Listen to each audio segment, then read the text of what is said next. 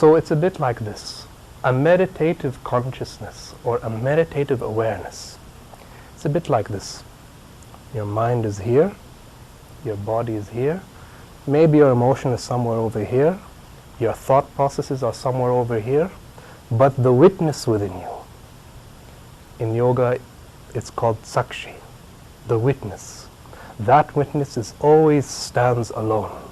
A little bit of distance between the witness in you and the experience of the body and the mind. Once there comes this small distance, now whatever's happening in the mind and body, it's impossible for it to disturb your silence. So there's another intelligence within a human being. What is that intelligence which is seeing through the eyes, hearing through the ears, smelling through the nose, tasting through the tongue? As if the mind and the senses, seeing, hearing, smelling, tasting and touching, these are like windows. But what's that intelligence which is seeing through all this? So once you come into communion with that level of your being, then naturally you will become silent. In the midst of the chaos of life, in the midst of the flux of existence, your silence remains undisturbed, and there comes a crystal clear clarity.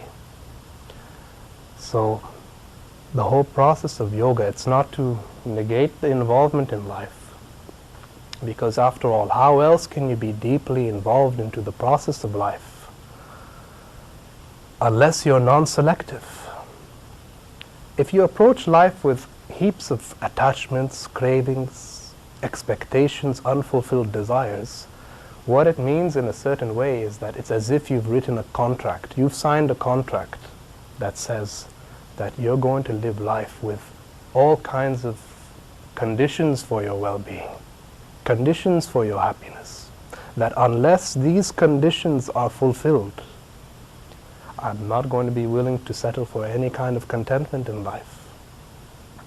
That's what it means to be, if you're living life according to all kinds of unfulfilled desires.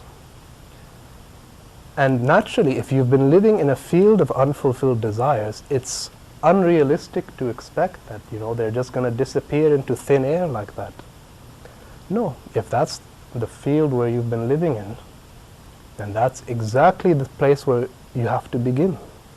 You have to understand why your mind is being ruled by unfulfilled desires, why the mind is not willing to settle for whatever's arising in the moment. Why are you being argumentative? Why is it your head is saying one thing, your heart is saying something else, your instincts is saying something else? Why is it that there are all these voices in your mind giving you so many different stories? And in the midst of all these voices, what are you going to do?